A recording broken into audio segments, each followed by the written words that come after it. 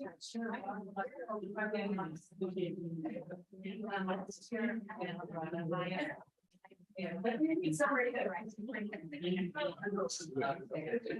didn't. I thought it was on YouTube.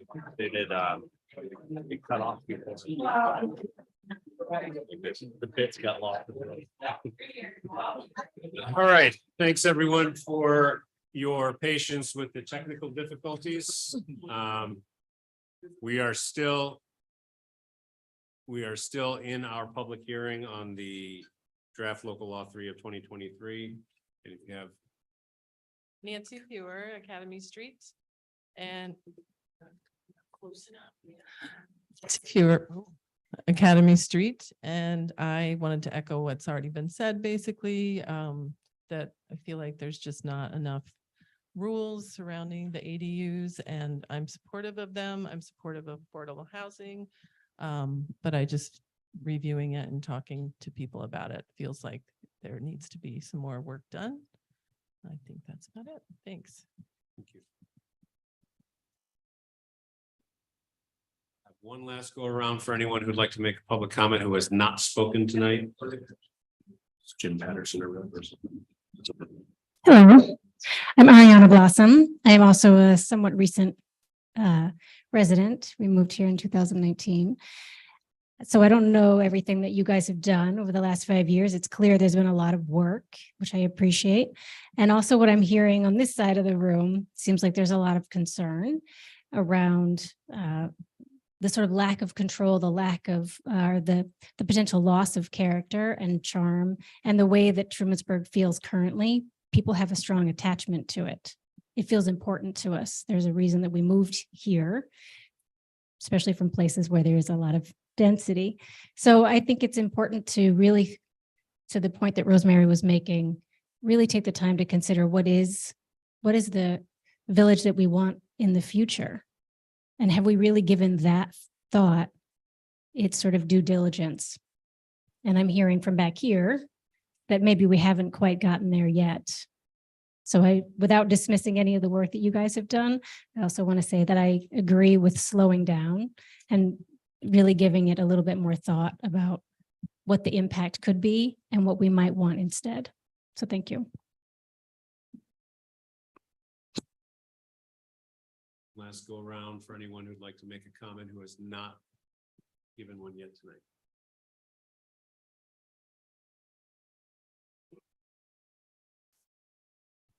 Hi, my name is Eric Hummel, and I'm a relatively new member of the village. We've lived here about 2.5 years.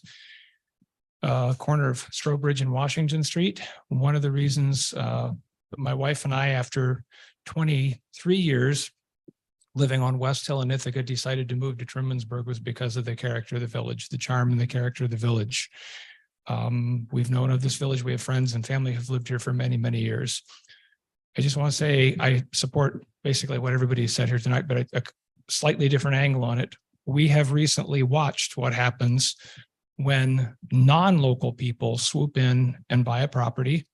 My own kids, my own children tried for 3 years to buy homes in this region, finally managed to succeed. But we saw multiple instances of non-local people buying up a property, coming in, making a no cap cash offer on a home. They buy it, they cut it up into units, and they run it out as a short-term rental. They don't care about our community. They don't even live here. They never will live here. So that's what I'm concerned about based on what I hear, is that somebody could easily do that. I happen to live across the street from Jim Wilson, and I want him to know that I'm not going to build a 4-story cinder block 3-unit apartment building in my yard facing his house. And I hope he's not going to do the same. But understand that somebody could do that based on, unless I'm badly misunderstanding, which I may be. If we sold our house 10, 15 years down the road, somebody could do exactly that with our property. Thank you. Any additional public comment from anyone who has not delivered comment yet tonight?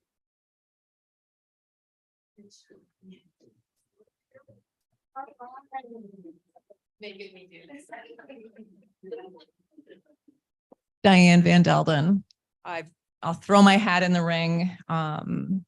I pretty much agree with what everybody's been saying. Appreciate all the work that everybody's been doing on this over the past multiple years.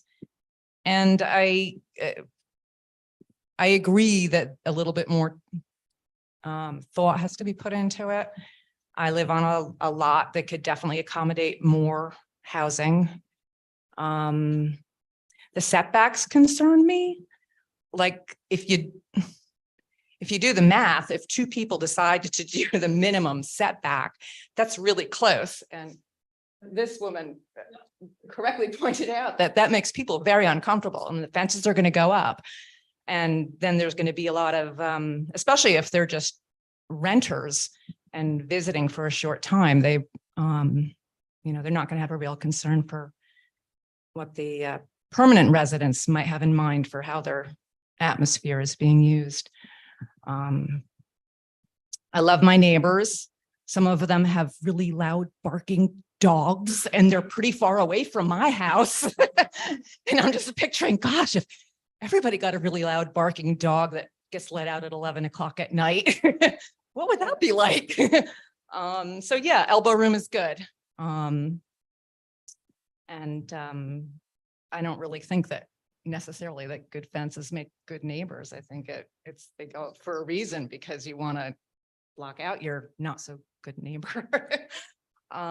Anyway, thank you. I love Trumansburg. We moved here from an area.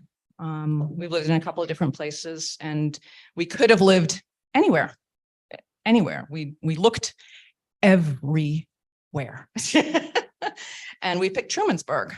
And to the point of, people swooping in and buying properties. My son is currently house hunting and it'll be his first home. And he keeps getting outbid by tens of thousands of dollars with cash offers. And I can't say for sure where these people are coming from, but they're probably not just upgrading from like one house on this street to another house, in the same town. So, there could be that sort of action here if there's, a lot more properties made available for more density, I guess. All right, thank you. The additional public. Wait, yeah. Yeah. And I'm on Facebook. A lot of people aren't on Facebook. And the only way I even know that any of this is even happening is from door knockers and Facebook. My husband is clueless. He doesn't do social media. And I would bet that a lot of people aren't on Facebook because there's a lot of way better ways to spend your time. And that's pretty much the way you find out about things. Email is dying, it's social media. And yeah, so it's kind of hard to believe that everybody really knows the ins and outs of everything that's being talked about, that what the potential is if they're not on social media. We call that the Columbo close. Oh, and one more thing. Any additional public comments? One more time around the room. Any additional public comment?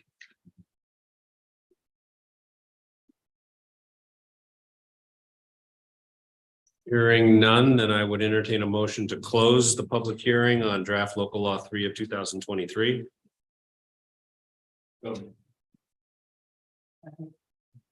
Motion and a second. All in favor? Aye. Any opposed?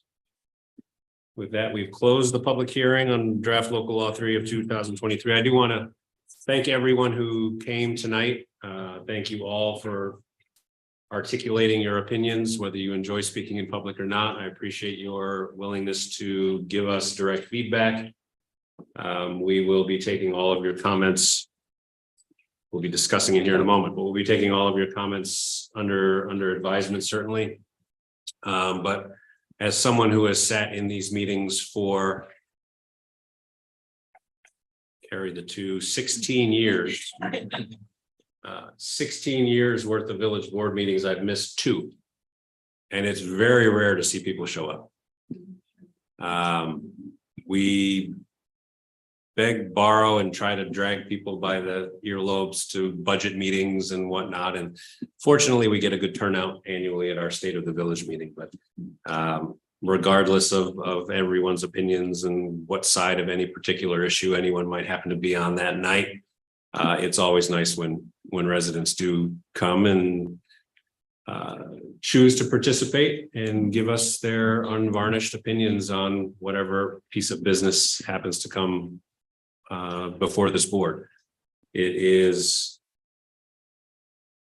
good. It's good to see you all here, even though there have been some things that have been discussed over the course of the last 5 years, but I appreciate everyone coming tonight. So thank you.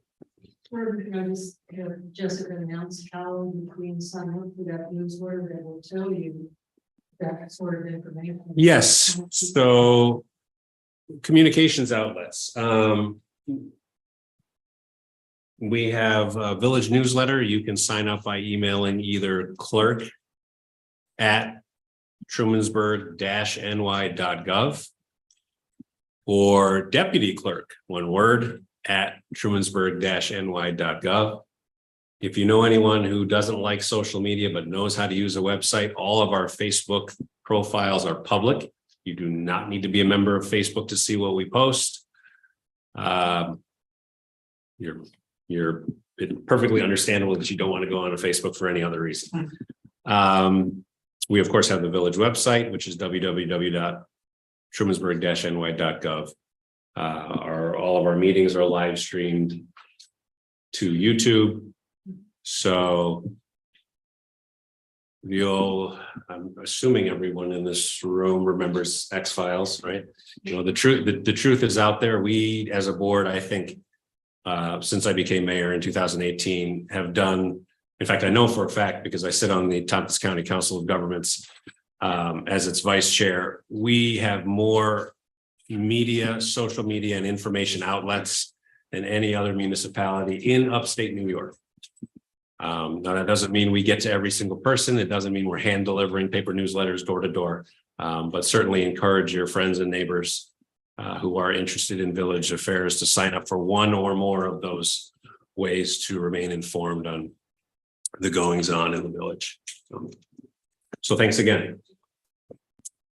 I'll mention you can also sign up for the newsletter on the website. Just scroll to the bottom, but emailing as well. Or you can call us and we'll register you. Okay, item number 5 is old business. So there we have, we had set aside some time for the board to discuss feedback we've gotten tonight on zoning. Do we want to do that or do we want to? I'm actually fine either way. Regardless, I'm fine either way. We can digest more and talk more. We could talk now. I wanted to make sure we at least considered if we had more to chat about. I'm happy either way. I mean, my inclination would be to sit with some of that for a little bit longer, but I'm curious to hear what the county, that piece I think is just a quick report out, right? I can kind of summarize the county. So as part of, I can't remember which things fall under this, but certainly as part of zoning, it has to be referred to the county planning department for review. They've written back. They can come back with kind of just general comments or more strict requirements of change. They don't have any of those. They just have general comments. In general, very supportive of the work that we're trying to do with the zoning. They do have some concerns about affordability. The cap on 20 units on a single lot is problematic with the way that state and federal housing affordability credits work. Those are usually put aside for projects that are 50 plus units. So leaving a 20 unit cap is difficult. We had that conversation earlier as a board and looked to adjust that a little bit higher, but still we're talking about 30, 35 units. It's not where the county would like it to be. And it does mean that it might, cause some issues there. They did also make a suggestion to increase what they call the debt to income ratio for affordable housing. Right now, we basically say if you make you shouldn't spend more than 30% of your income on housing. They're suggesting actually bumping that up to 35% as that's what they're seeing more and more happening That's also in line with their Housing Development Fund program.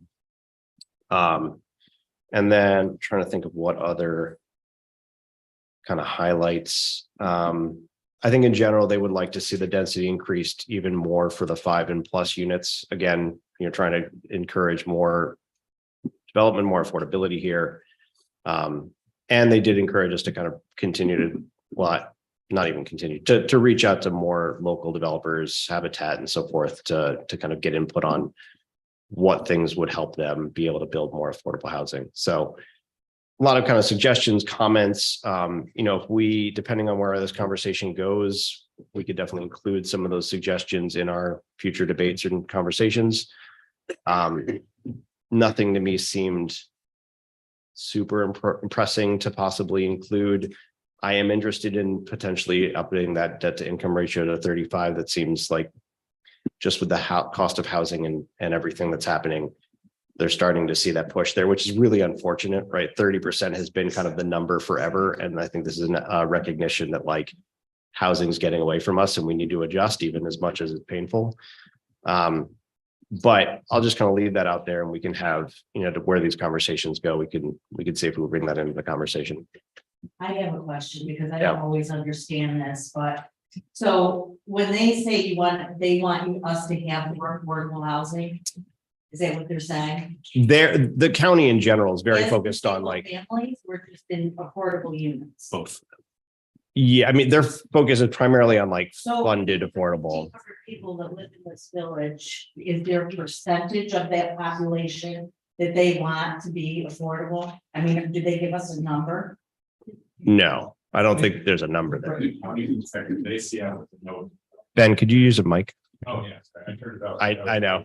Yeah. Thank you.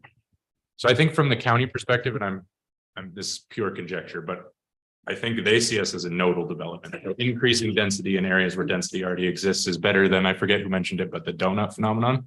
You want density to overlap on current density rather than sprawl is, and again, I'm projecting and sort of guessing what the county thinks, but I believe that's the perspective that they have. So any density Yeah, and is better. that's reflected in the county's comprehensive plan and their housing strategy documents, is it focuses on these kind of nodal developments.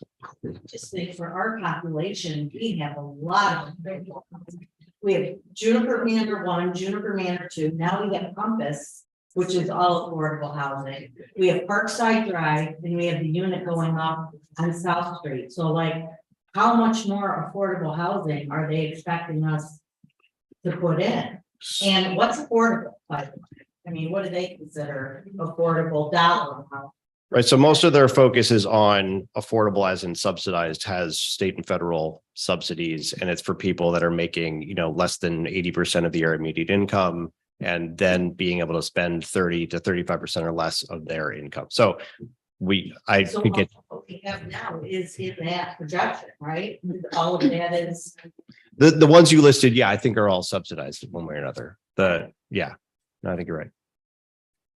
I think we have an adequate amount of affordable housing for the size of our village. My concern is for the median people, the people that are older, that are senior citizens that now no longer qualify for Juniper Manor because they changed the income levels. There was a lot of people that got Dear John letter that had been on a waiting list for 2 and 3 years, expecting to be able to leave their home and go into Juniper Manor. Now there's nowhere for them to go. And if we had somewhere for these people to go, that would free up quite a bit of housing in Trumansburg. I think that,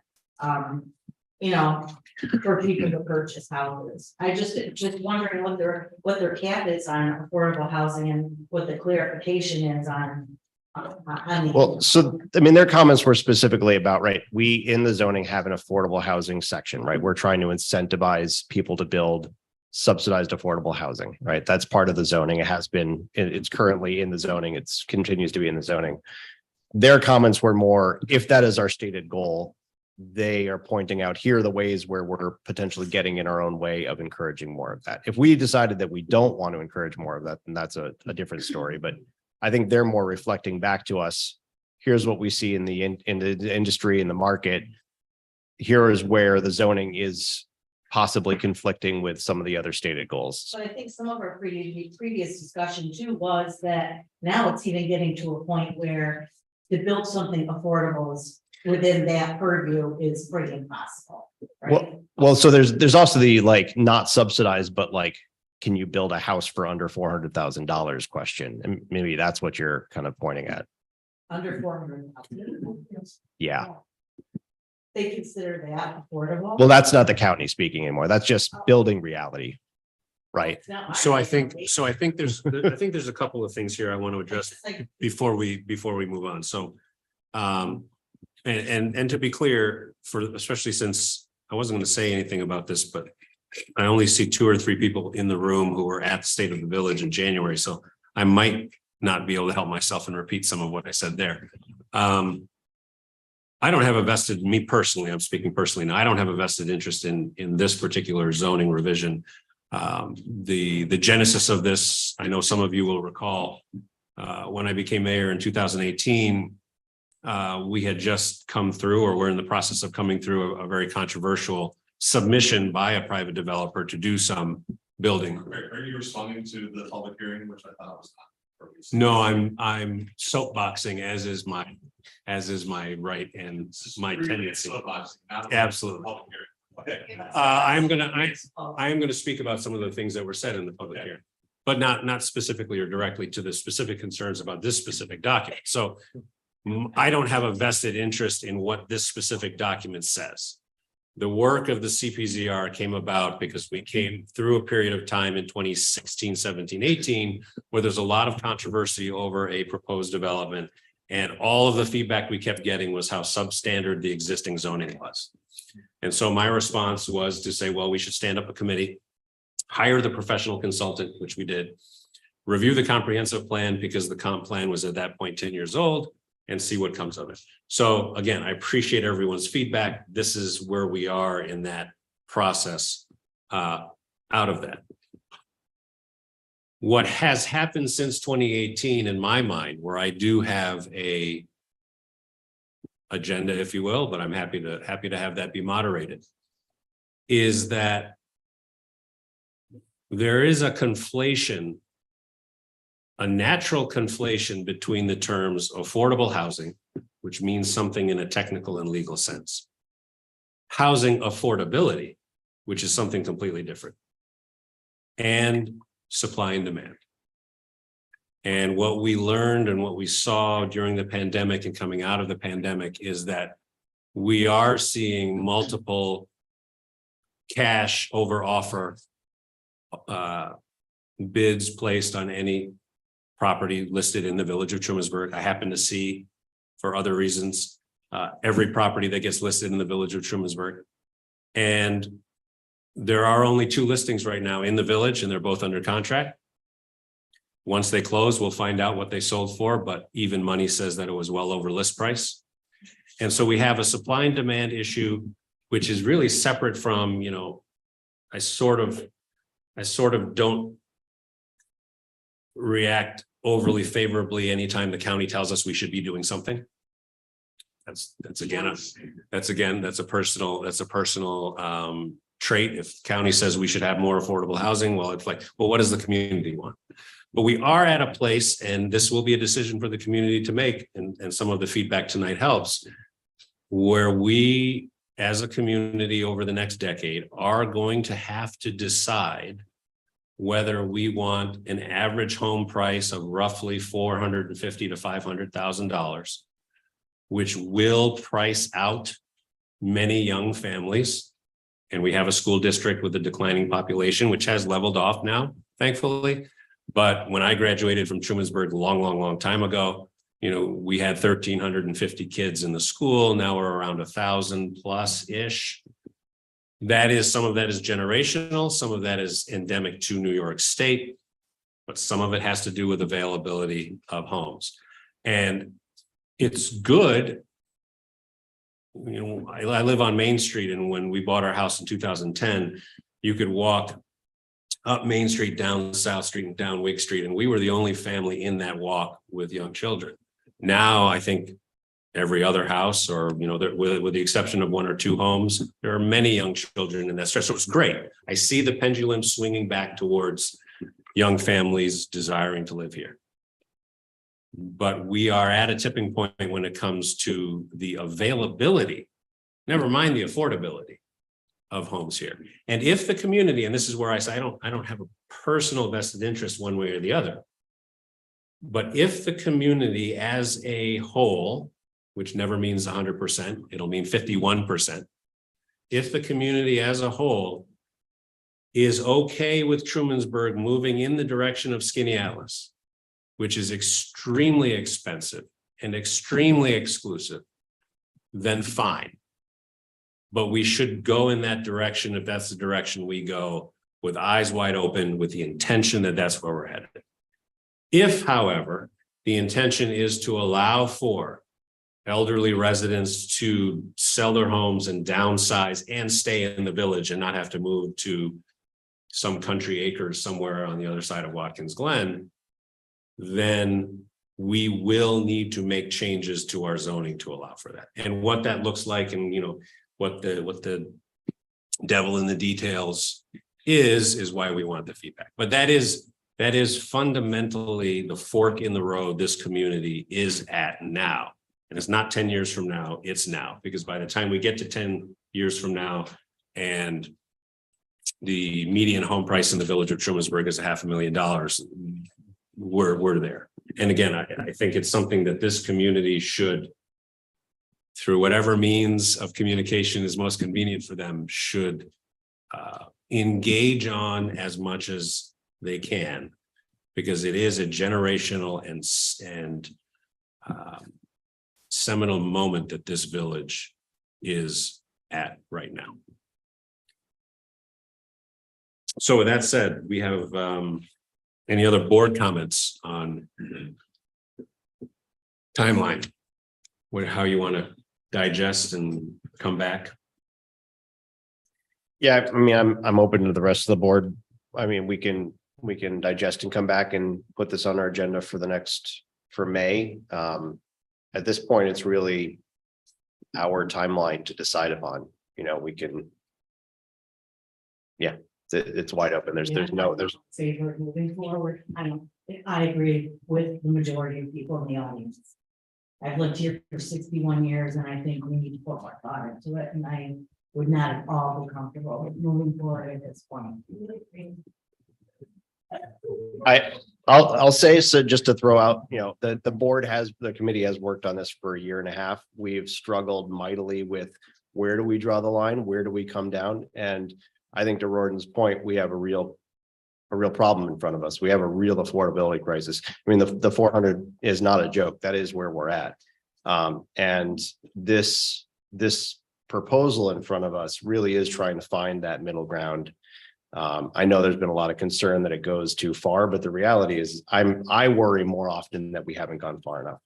We don't see nearly the build out of any zoning, right? So if you look at what is available under current zoning, much of what we've heard tonight is potentially available. Depends on what you're, not the dimensions, obviously, but a lot of the question of, can you put a tiny home here? Can you build a cinder block house there? All those things are available. He's saying, but okay, what's that going to look like? But what would it look like today, right? So these things are available currently, right? So this is not changing. Can you build a cinder block house? This is not changing. Can you put a tiny home somewhere, right? This is changing. This is building an ability to infill development in the village to try and address the real critical issue that we're looking at. And my concern is that we go small, minor steps, and it is not enough of an address of the actual underlying issue that we have. So, I mean, obviously this is still more of a conversation to be had, and eventually we'll have to decide, do we change things? Do we come to a vote? What do we do? But I think we run I have a real concern is that if we dial this down and water this down to the point where it doesn't actually address the issue that we're at, this is already right. A medium place between, we could go apartment complexes and townhouses, and we could go 20-30% more density than we currently see in the village. Because honestly, I'm not sure that might be the place where we need to go to make a real dent in the issue that we have here. And I haven't heard a lot of objection about your work. People have been very, very respectful about the time and everything that you put in. They just want to see. They just want it to be clearer. Mhm. You know, that I totally agree. We need to know what this is gonna look like.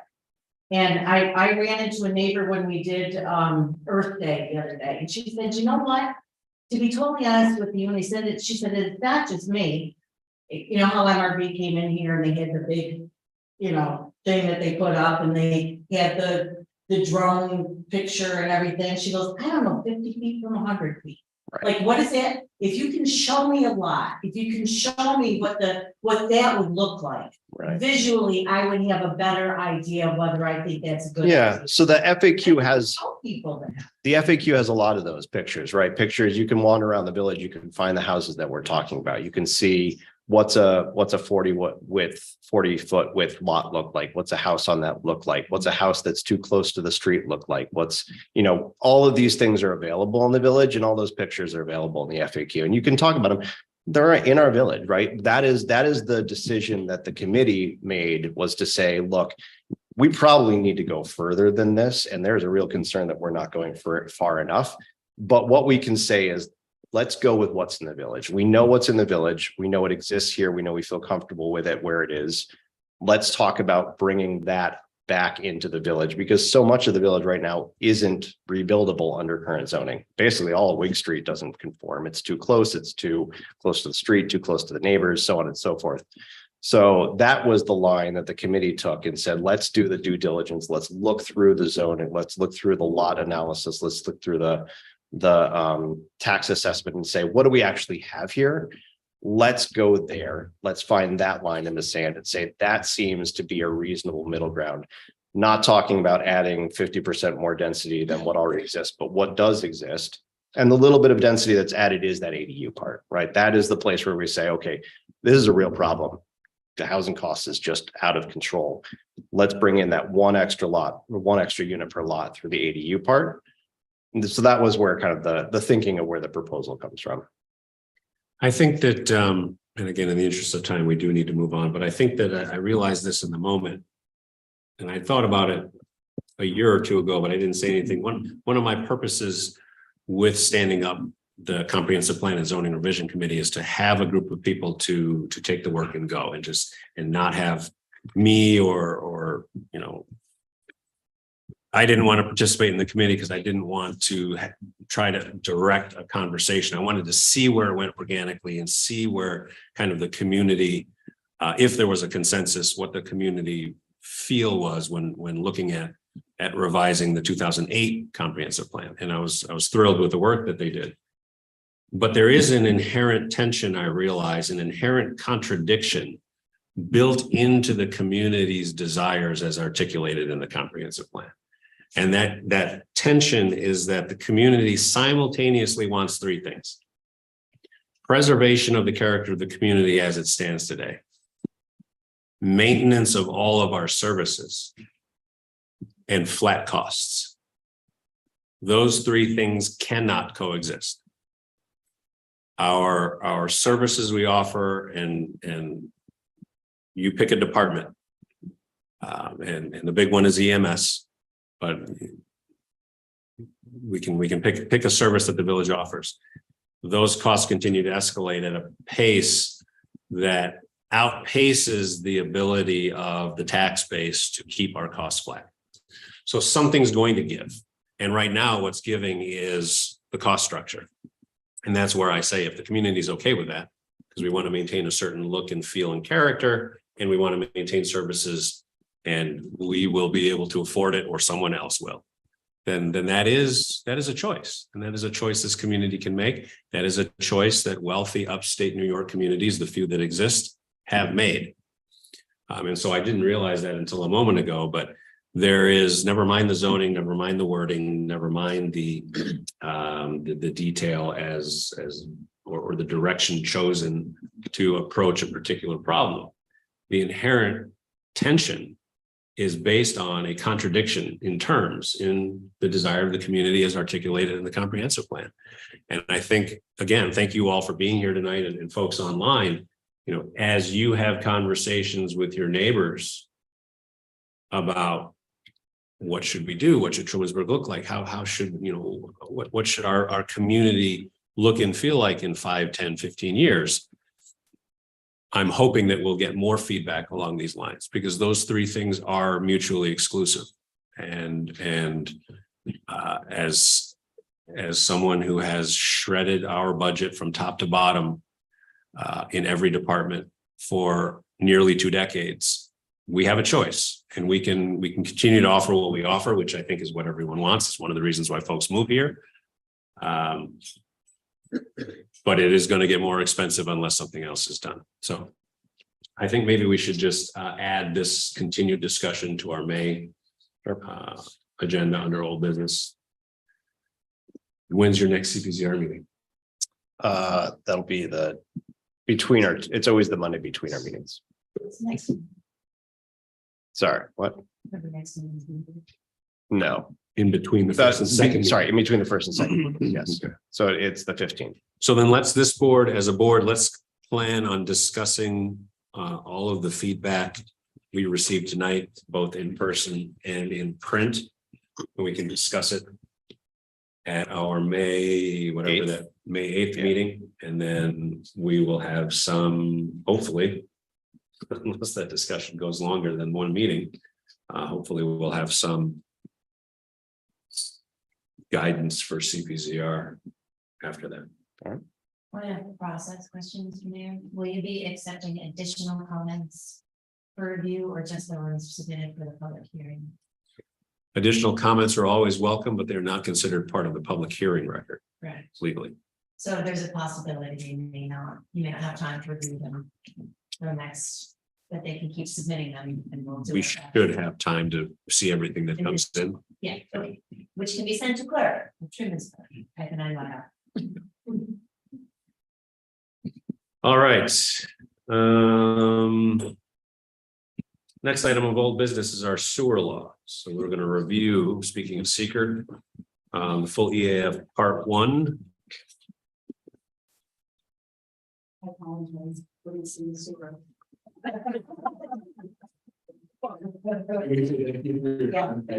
Yeah. Thank you.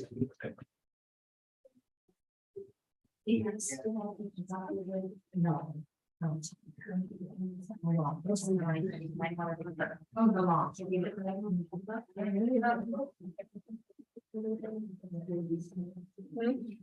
Okay, Ben, do you want to Yes. take us through? Sure. Maybe wait one. Give a second. Just I can barely hear myself. I can go close to the mic now.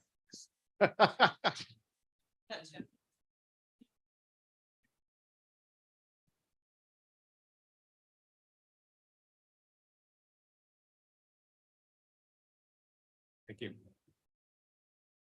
Thanks, Dolores. Well, yeah, people say it's about important because they're not here. I'm more than one. Those are fun. 25 minutes. Woohoo. Getting the word out. Yes. Okay. All right. Thanks for sitting through our meetings, Maureen. Yes. So this is part 1, full environmental assessment form for the action of updating a village's 1966 sewer ordinance or local sewer use law. It's about time. So I can walk through, you think at this point I would know generally how to walk through these. Oh, yes. So most of this, because it's a law, is a lot of skips. So I can actually kind of walk through this kind of bit by bit. So the government approvals included here are the village board of trustees ourselves, of course, as well as county planning. I'm going to skip the no's in general, but we do. So the question is asked in the form: will administrative or legislative adoption or amendment of a plan, local law, ordinance, rule, or regulation be the only approvals which must be granted and enabled to proposed action proceed? And that is yes. So we get to skip some pieces. We'll go down to the next part: adopted land use. plans do any municipally adopted comprehensive land use plans include the site where the proposed action would be located? That is a yes, because it's the village. Is the site of the proposed action within any local or regional special planning district? And it's yes, it's in, we have our wetlands overlay and stream buffer overlay districts. Continuing through to C3 for zoning, is the site of the proposed action located in a municipality with an adopted zoning law or ordinance? Yes. As we well know after this evening. And this goes on to list all of the different zoning zones that we have, as well as the overlay districts.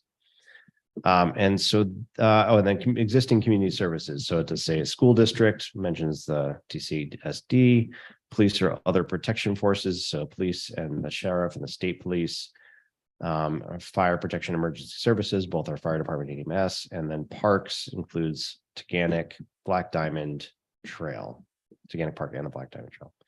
So that is just kind of giving a lay of the area and where this action is occurring. We then get to skip a whole bunch of stuff because this is only a law. There are some no's later on.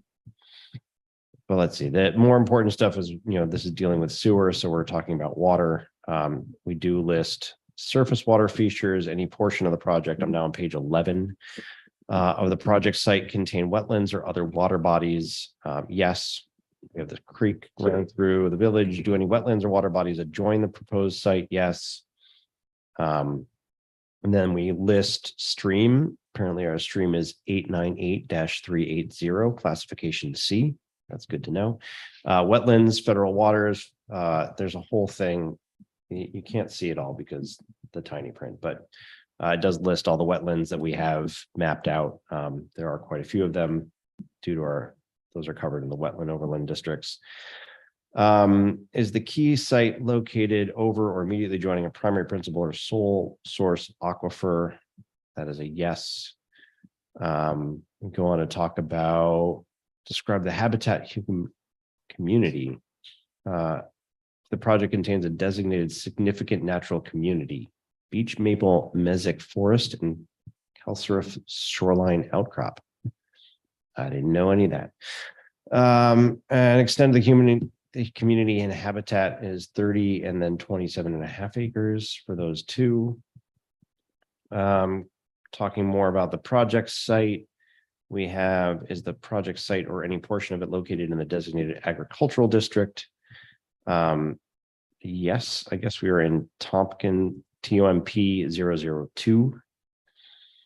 And does the site contain or substantially contiguous to building, archaeological site or district, which is listed on the National or State Register of Historic Places or has been determined by the Commissioner of the New York State Office of Parks, Recreation, and Historic Preservation to be eligible for listing on the State Register of Historic Places? So it lists the barn and gazebo on Trumansburg Road, the Trumansburg Masonic Temple, both fall underneath that. So that is all kind of the standard beef part one, what's in the village when we do these laws, and that's kind of the extent of it. So if that all looks fine to us, or if there's any other comments or questions, we can address those. Otherwise, we do have a resolution to declare our intent to be lead agency for the review of our sewer law, which is fairly confrontational. That's not the right word. But it's really just us and county planning, but still we go through the whole song and dance. So anyhow, any comments or questions on part one? It's very dry. I do think, let me actually check that we, Rorden, you're supposed to sign this. Do we want to, I don't know if we want a resolution for that. Yes, so I would entertain, if there are no questions, then I would entertain a motion to authorize me to sign the secret FEAF part one as presented. So moved. Second. Any questions? Comments? Hearing none, then all in favor, please say aye. Aye. Any opposed? Jess, if you'll print that for me, I will. Look at you go.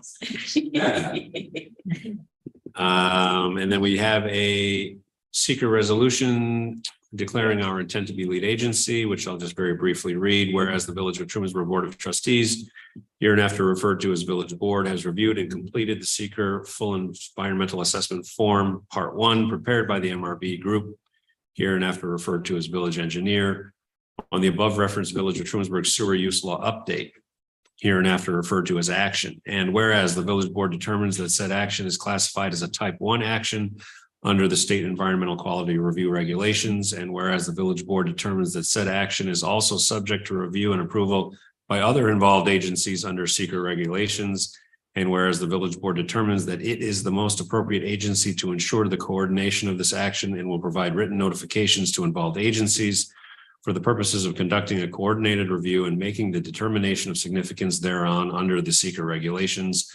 Now therefore be it resolved that the Village Board of Trustees does hereby declare its intent to be designated as the lead agency for the action and directs the village mayor to sign and date the full EAF Part 1.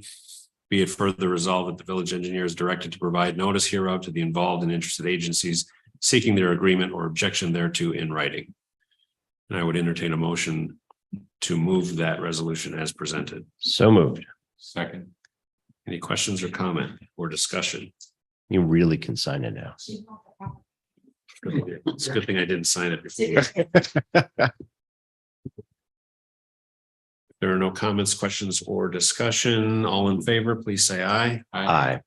Any opposed?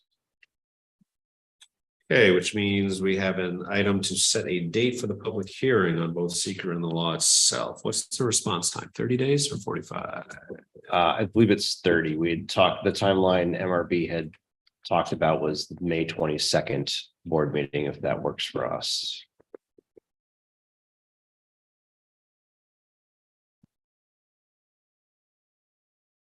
Any concerns with May 22nd as the public hearing date for the sewer law? Is that actually giving 30 days to mail it out? Is that 30 days? It's 24. You need 30 days for them to respond. For agencies to respond. I will. Do I hear a June 12th? We can do anything, but I know that MRB has looked over this numerous times, as has Guy, and they're both fine with the 22nd. So then maybe it's not. They're also, MRB is going to do the coordination. So I think MRB's request of us was just that you send it along to the county, and they were going to do the coordination with other agencies. We also don't have any other agencies listed, so I think we. Well, maybe the public, okay, if they're fine with it, But- maybe the public hearing can happen before all agencies. The public hearing is on the seeker review and the law, which is not the same as passage of or adoption of the law. And could happen before all the agencies have completed. This is about. Yeah, so this is the- They know about you can't have a public hearing. So the timeline I had from MRB, and this is as of a week and change ago, was that they would be coordinating between April 28th and May 19th. The full 30-day coordination period is not required, so either of these options will be Type 1. listed above will work. They said we could even start as early as May 8th, but I said the 22nd was fine. Yep. All right, so we'll set the public hearing on seeker sewer and the sewer law itself for May the 22nd. So notice. Any other items of old business?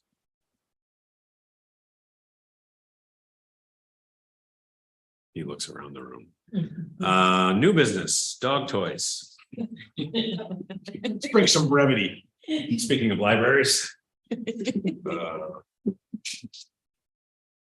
So, yes, this was simply something that was bringing forward to discussion. That a resident brought forward forward, the idea being that, there's pictures in the Dropbox. The idea that, sorry. I got to watch these things. The idea would be that it's a dog toy library, much like you see on front of houses and on streets of the little house libraries where people can take and give a book. The concept would be just like that.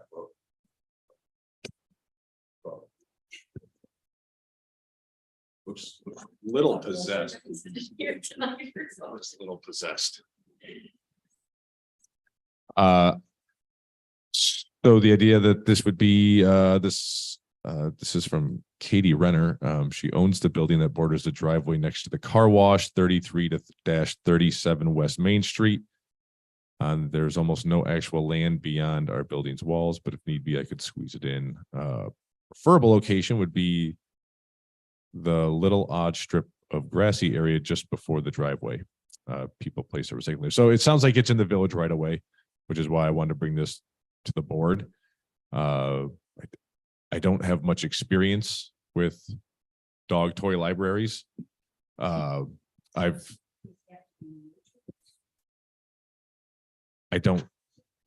think it's like, Could be a library. yeah. That not a veterinarian.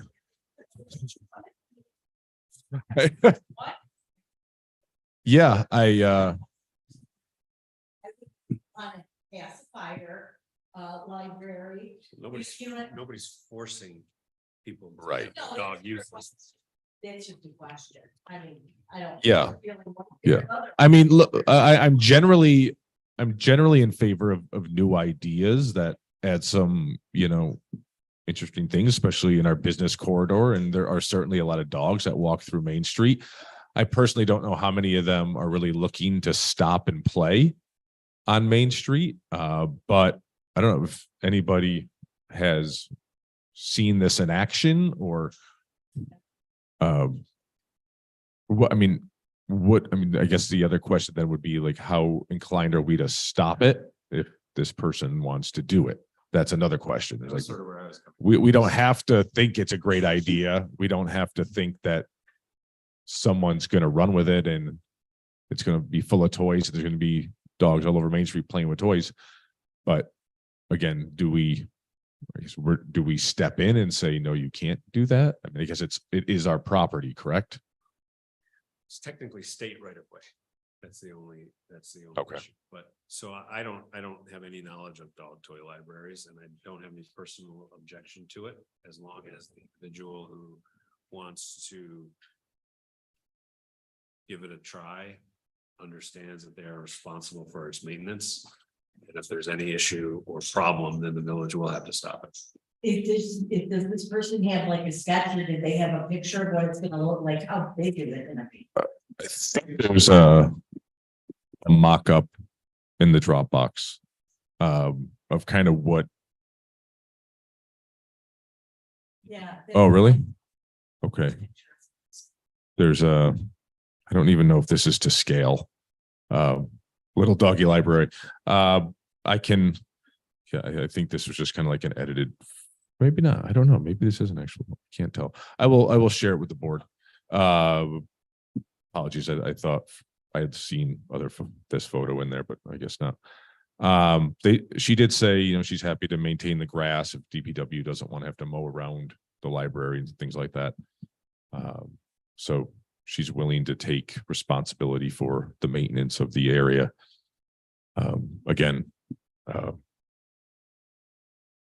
usually it's easy to kind of have an opinion on this is a good idea, this is a bad idea. I didn't really have either one of those, so it was just kind of like, let's bring it forward and see if anyone else has heard of this and if it's been something fun in town. And Yeah, my only concern was DBW. It seems like it's out of the way for plowing, which would have been my primary concern. Mowing, I hadn't actually thought about. That's a good point.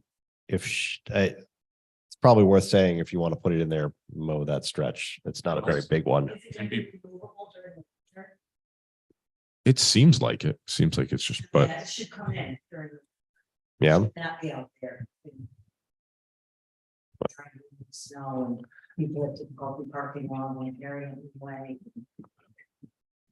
I'm fine either way. I think it looks wide enough that it wouldn't be a problem for the plow itself, but it could get knocked over by snow or something. And so Yeah. that might be a thing to be worried about. Okay. We'll give it a shot. okay. Katie, if you're watching, congratulations on the dog library. Another item of new business is we have an abstract of claims from earlier this month that we need to pay. So we have a general fund abstract totaling $101,882.81.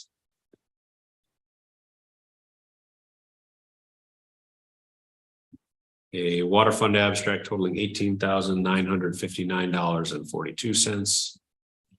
Sewer fund abstract totaling $3,090.90. An EMS billing abstract totaling $22,340.19. And trusted agency abstract in the amount of $2,389.90. So I would entertain a motion to approve this abstract as presented. So moved. Second. A motion and a second. Any questions? Hearing none, then all in favor, please say aye. Aye. Any opposed? Are there any other items of new business? Do we have a need of an executive session?